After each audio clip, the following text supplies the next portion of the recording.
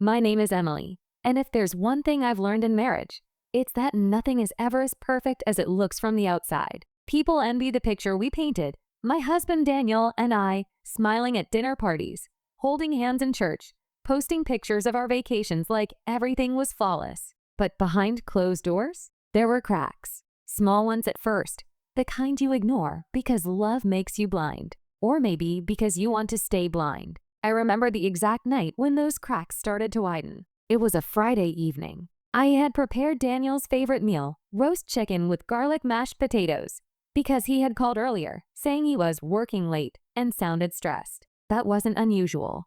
Daniel worked in finance, and late hours were part of the package. Still, something about his voice that night had felt off. Too rehearsed, too careful. I set the table, lit the candles, and waited. Hours passed. My excitement soured into worry, then into irritation. Finally, at almost midnight, I heard his car pull into the driveway. He walked in with his tie loosened, smelling faintly of cologne I didn't recognize. Not his usual woodsy scent, but something lighter, almost floral. My heart sank before my brain could even process it. Long day? I asked, keeping my tone light, testing him. Yeah, traffic was insane, he muttered, avoiding my eyes as he dropped his briefcase by the door. Traffic?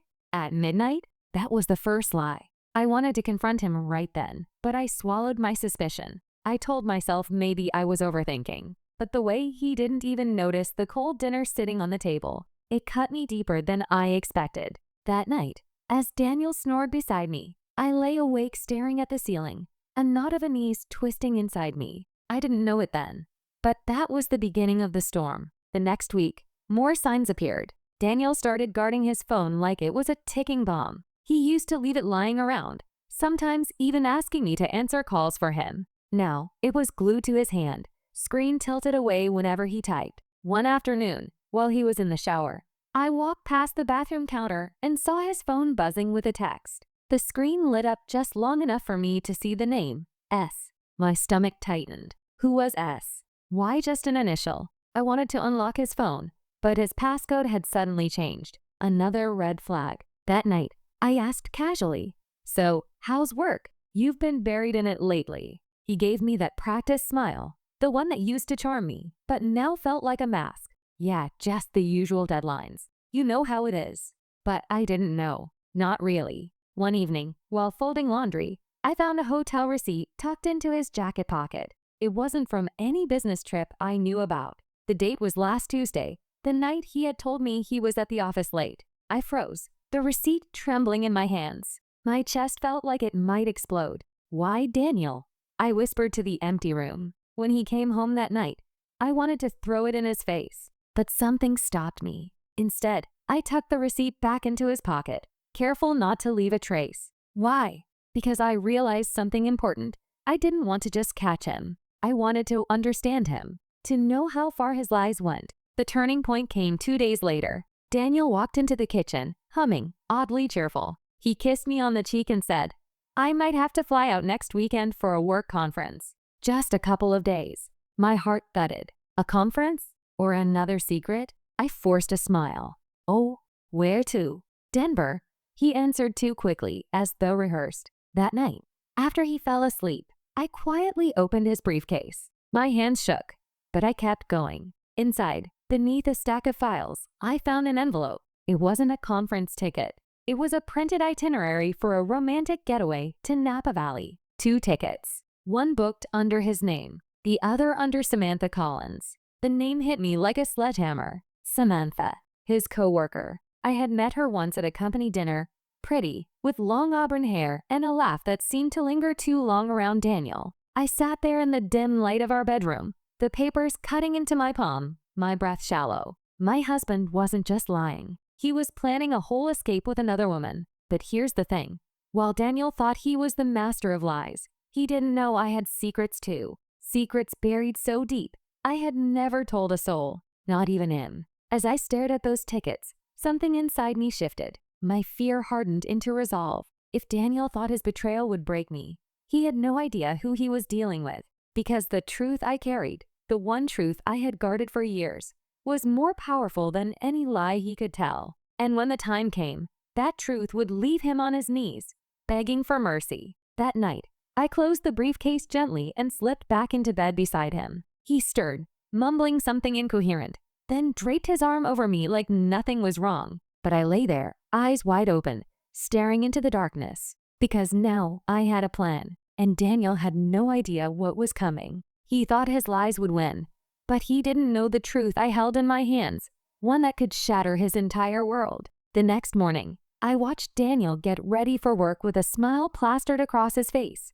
humming as he adjusted his tie. If I didn't know what I knew, I would have thought he was just a hardworking husband heading into another long day. But all I saw was a liar dressing himself up in a suit of deceit. "Don't wait up for me tonight," he said casually, slipping his watch onto his wrist. "I've got a late meeting." My chest burned, but I kept my tone light. "Of course, darling. Don't work too hard." He kissed me on the forehead, and for the first time in our marriage, I didn't lean into it. I stood still, cold, letting his lips brush against skin that no longer belonged to him. As the door clicked shut, I whispered to the empty house, "Meeting, huh?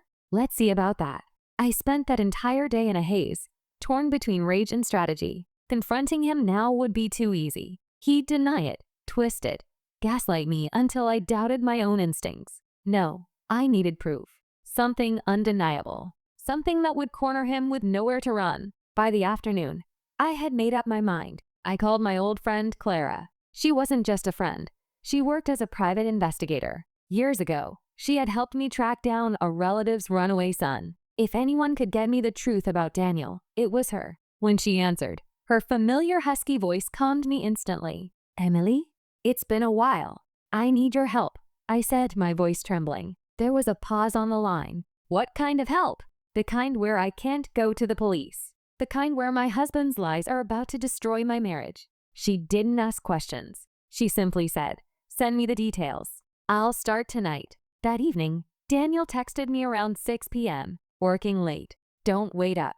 The message was short, cold, detached. The kind of message a man sends when his heart is somewhere else. But what he didn't know was that Clara was already on his trail. At 9 p.m., I sat by the window, pretending to read, though my eyes never focused on the words. My phone buzzed with a message from Clara. My hand shook as I opened it. A photo. Daniel, standing in front of an upscale hotel downtown. And beside him, Samantha, the woman with auburn hair. She was laughing, her hand on his arm. They looked like a couple in love. My stomach twisted, bile rising in my throat. Another photo followed.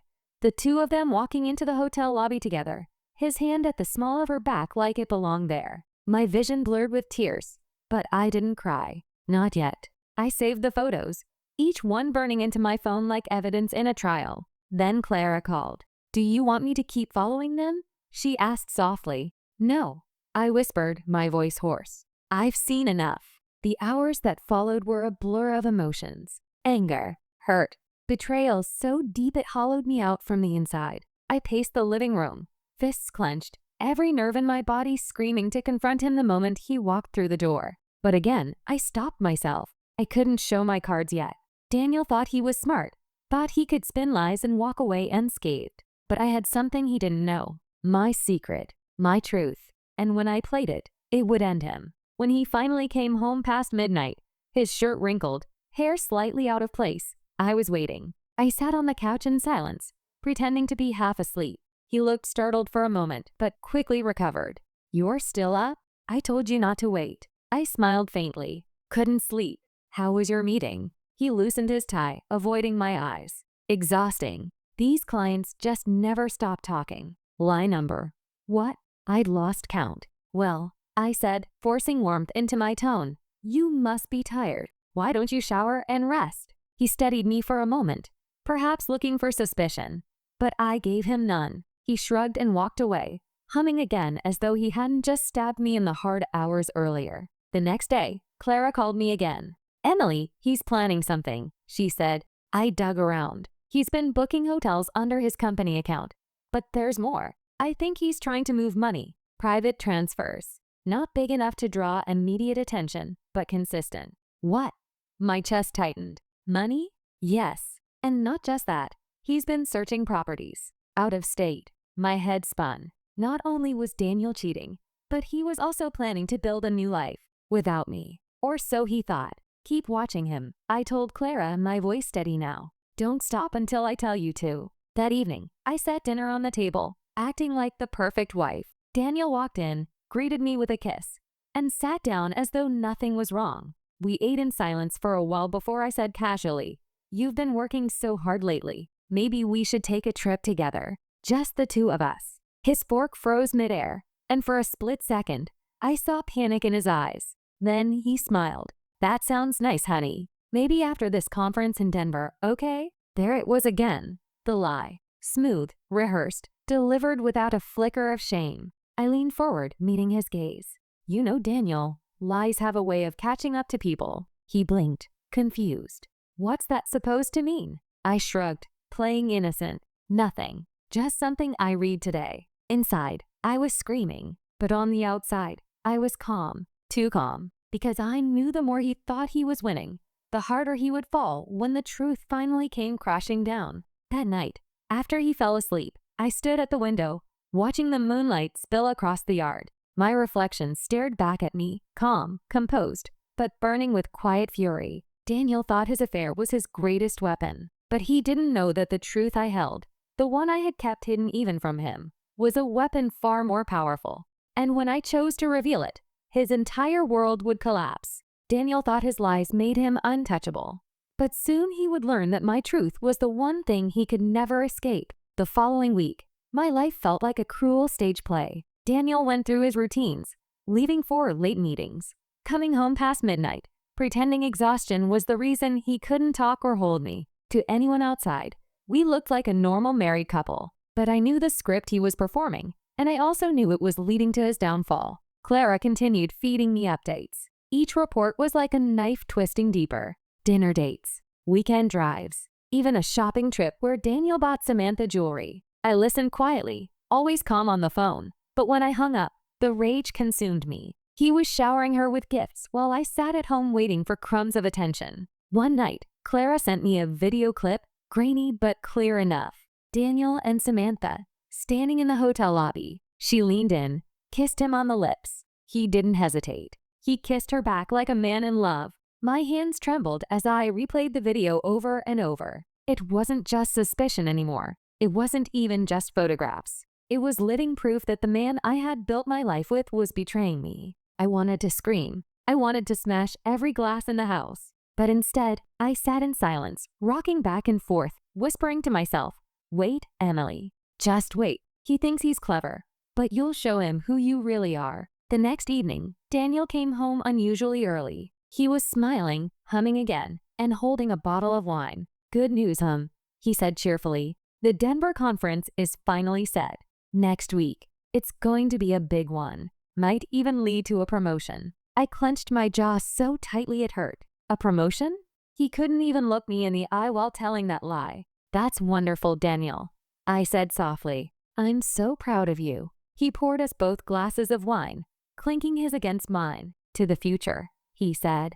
Yes, I thought darkly. To the future you'll never see coming. The days crawled by, each one testing my patience. I acted like the supportive wife, packing his suits, making lists, even pretending to help him with his travel details. But in the background, Clara and I worked like silent shadows. She tracked down the Napa Valley booking, confirmed the dates, and even secured copies of the reservation under both his and Samantha's names. She gathered screenshots of money transfers, all leading to an account in Samantha's name. Piece by piece, the noose around Daniel's lies was tightening. But while I prepared for war, something inside me still ached. Late at night, when he slept beside me, I stared at him, wondering when exactly our love had died. Was it when he first lied? When he first touched her hand? Or was it something much earlier? Something I refused to see. 3 nights before his so-called conference, I decided to test him. As we sat at dinner, I put down my fork and said, "Daniel, I was thinking,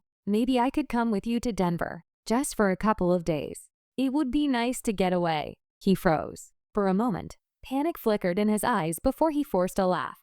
"Oh, honey, I wish you could, but it's all meetings and seminars. You'd be bored out of your mind." I leaned forward, watching him carefully. "Are you sure? I don't mind sitting through meetings if it means spending time with you." His smile faltered. "No, Emily. Really, it's not a good idea. Not a good idea." Those words were the final nail. He wasn't even trying to hide his discomfort. He was terrified I might ruin his plans with Samantha. I smiled sweetly and nodded. Of course, darling. I understand. Inside, though, I was laughing bitterly. Oh, you'll take a trip, Daniel. Just not the one you were dreaming of. The betrayal finally reached its peak the night before he left. I came downstairs and found him on the phone in the study. He didn't hear me at first. His voice was low, but I caught enough. Yes, baby. I can't wait either. Just a few more hours and we'll be together. Napa's going to be perfect. Napa, not Denver. My chest clenched so tight I thought I might collapse. He was calling her baby, using the same endearments he once whispered to me. I stepped into the room deliberately, letting the floor creak. Daniel spun around, startled, snapping his phone shut. His face flushed red. Emily, I didn't hear you come in. I tilted my head, my voice calm but sharp. Who were you talking to? He forced a smile. Just work. Final details about the conference. The conference. The word tasted like poison. I nodded slowly. Of course. Work. For a moment, I thought he might see through my calm exterior, but he didn't. He relaxed, even smiled again, and said, I'm going to bed early. Big day tomorrow. I stood there in the study long after he left, the silence pressing down on me. That was the moment I knew I couldn't wait any longer. The betrayal was no longer hidden. It was out in the open, even if he still thought he had the upper hand. That night, I opened my secret drawer, the one Daniel didn't know about. Inside were documents, photographs, and one single file I had kept for years. It was my truth, the truth I had hidden even from him, the truth that would turn his lies to ash. As I held it in my hands, I whispered to myself, tomorrow, Daniel, tomorrow your world ends. The next morning, he kissed me goodbye at the door, suitcase in hand. I'll call you when I land, he said with that fake smile. I smiled back. Have a safe flight. But the moment the door shut, I called Clara. Follow him, I ordered. Don't let him out of your sight. Today's the day we end this. Daniel thought he was flying into his dream getaway, but he had no idea I was about to turn it into his worst nightmare. Clara's voice on the other end of the line was sharp and steady. He's not heading to the airport, Emily. He just pulled into the downtown hotel again. Guess he's waiting for him in the lobby? I didn't need to guess. My blood already knew. Samantha. I gripped the phone so tightly my knuckles turned white. Stay on him. I'm coming. No, Clara said quickly. Emily, you don't have to do this yourself. I can collect the evidence, bring it to you. You've already got enough to burn him. But this wasn't just about evidence anymore. This was about me. About standing face to face with the man who thought I was blind. About showing him the truth he never saw coming. I need to see it with my own eyes, I whispered. An hour later, I was sitting in my car across the street from the hotel, my heart hammering like a war drum. Through the glass doors, I spotted Daniel. He was laughing, his hand resting comfortably on Samantha's back as they walked toward the elevators. It was like watching a stranger. The man I loved was gone, replaced by someone cold, careless, and cruel. For a moment, grief nearly swallowed me whole. I almost wanted to run, to collapse into my car seat and sob until I couldn't breathe. But then I remembered the file in my purse. My truth. The weapon I'd been holding for years. I took a deep breath. This wasn't the day I broke. This was the day he broke. I didn't confront them at the hotel. Not yet. Instead, I followed Clara's lead, staying in the shadows as she tracked them all the way to the airport later that evening. Daniel had his arm around Samantha as they wheeled their luggage toward the check-in counter. He leaned down, kissed her cheek, and I swear I felt my heart split in two. But alongside the pain, there was something else rising in me now, power. Because unlike him, I wasn't walking into this blind. I waited until they passed through security before I called Clara. Did you get the boarding details? Yes, she said. Flight to San Francisco. Connecting drive to Napa Valley. Romantic getaway. Just like you thought. Perfect, I said, my voice steady. Now it's time. Back home, I sat at the dining table. The same place where Daniel and I had shared countless meals, countless dreams. The house was silent, but I could almost hear echoes of his laughter, of promises he once made and broke. I opened the file. Inside were documents I had never shown anyone, not even Daniel. Because the truth was, years ago, before Daniel and I had married, I had inherited a sizable estate from my late uncle. But it wasn't just money. It was controlling shares in a company Daniel didn't even know I had ties to. A company Daniel's firm depended on heavily. For years, I had kept it hidden, quietly growing it, protecting it. Daniel thought he was the breadwinner, the provider, the man holding everything together. He never knew that I was the one with the real power. And now, with his betrayal laid bare, that power was about to become his downfall. The next morning, I called his firm. I asked for a private meeting with the board, pulling strings they didn't even realize I had the power to pull. Within hours, it was arranged. I stood in that boardroom, my heart steady, my voice calm as I laid out the evidence Clara had collected, the photos, the videos, the financial transfers. This man, I said, pointing to Daniel's smiling face on the screen, is not only betraying his wife, but also betraying this company. He's funneling money into personal accounts, using company time and resources for his affair. I suggest you consider whether a man like this deserves to continue representing you. Murmurs filled the room. The board members exchanged looks, some angry, some disgusted. I had just lit the match. That evening, Daniel called me from his trip. His voice was cheerful, sickeningly so. "Hey, honey, just landed in Denver. Long flight. Exhausted already." I almost laughed at the audacity. "Oh, Denver, is it? Must be beautiful this time of year." He chuckled. Yeah. Cold, though. "I'll call you tomorrow, okay? Love you." "Love you, too." I whispered, my words dripping with irony, because even as he spoke, I had an email sitting in my inbox. From Clara. Attached were fresh photos. Daniel and Samantha clinking glasses in a Napa Valley restaurant, candles flickering between them. Denver, indeed. The next day, I sent Daniel a message. "We need to talk when you get back. Urgent." He replied hours later. "Of course, sweetheart." "Everything okay?" I stared at the screen, my lips curling into a bitter smile. He still thought I was in the dark. He still thought his lies were working. But when he came home, everything would change. 2 days later, I stood at the airport arrival gate, waiting. My pulse thundered as I watched travelers stream through, dragging suitcases, hugging loved ones. And then I saw him, Daniel, tan from the California sun, his shirt crisp, his smile broad as he spotted me. "Emily," he exclaimed, opening his arms wide. I didn't move. I just stared, my arms folded. His smile faltered slightly. "What's wrong?" he asked, his voice suddenly cautious. I tilted my head, my voice calm but sharp. "How was Denver?" His eyes flickered. Paused too long. Then he forced a laugh. "It was fine. You know. Meetings.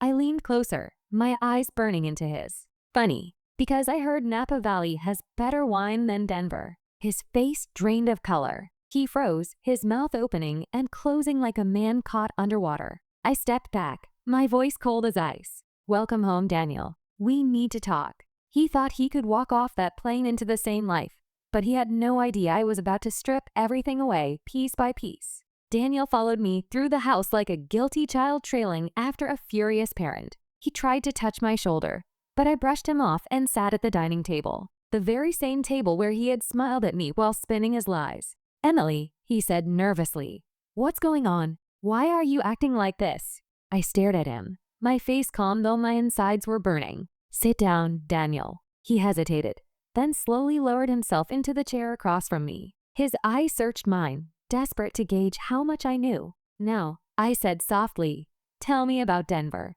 His Adam's apple bobbed. I told you, it was a work conference." I leaned forward and slid my phone across the table. On the screen was a photo of him and Samantha, wine glasses raised in Napa Valley. The blood drained from his face. "Emily, don't." My voice cracked like a whip. "Don't insult me with another lie." For a long moment, silence filled the room. His lips trembled, his hands fidgeted, but he didn't speak. Finally, he muttered, "I didn't mean for you to find out." I laughed bitterly. "That's your excuse? Not that you didn't do it, not that you regret it, just that you didn't want me to find out?" He rubbed his forehead, his voice breaking. "It wasn't supposed to be like this. I was going to tell you eventually." "Eventually?" I snapped. "When, Daniel? After you drained our bank account? After you left me for her?" He flinched, and that was when I pulled out the folder. I laid it on the table between us. He frowned. "What's that?" I opened it slowly, deliberately. "This, Daniel, is the truth you never saw coming." Inside were the documents, proof of my inheritance, my controlling shares in the company, the board meeting minutes where his misconduct had already been discussed. He reached for the papers, but I pulled them back. "You've been lying to me for months," I said coldly. "But while you were sneaking around with Samantha, I was watching. I was collecting. And now, not only do I know about your affair, but so does your company." His eyes widened. "What did you do?" I smirked. "I told them the truth about the money transfers, about the misuse of company funds, about everything. You see, Daniel, while you thought you were building a new life with her, you were building your own coffin." He pushed back from the table, his face twisted with panic. "No, they can't. I'll lose everything. You already did." I interrupted sharply. "You lost me the moment you chose her over me, and you'll lose your career because you chose lies over loyalty." He collapsed back into his chair, running his hands through his hair. "Emily, please, don't do this. I made a mistake, a stupid mistake, but I love you. I always have."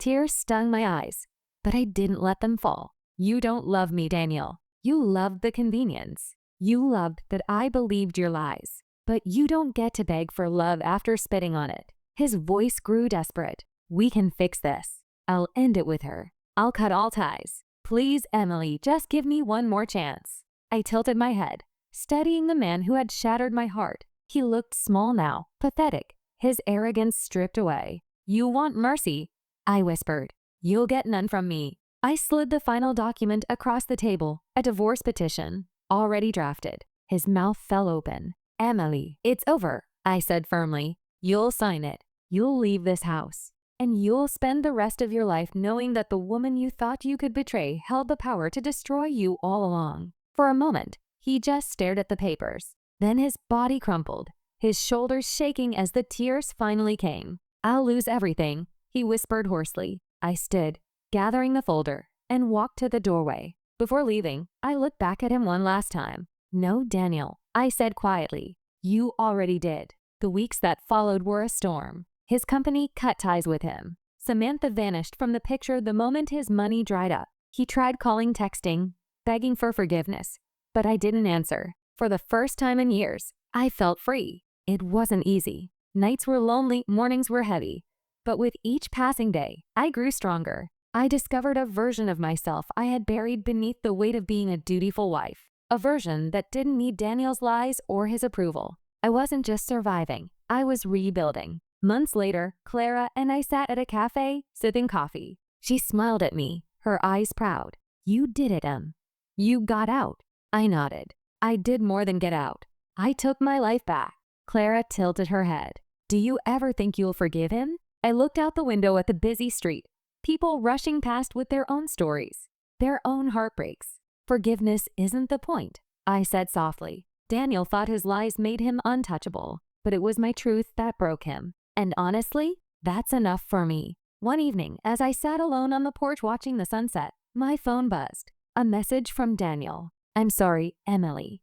Please, just one chance to talk." I deleted it without replying, because some stories don't deserve second chances. He thought his lies would win, but in the end, it was my truth that left him begging for mercy and walking away with nothing.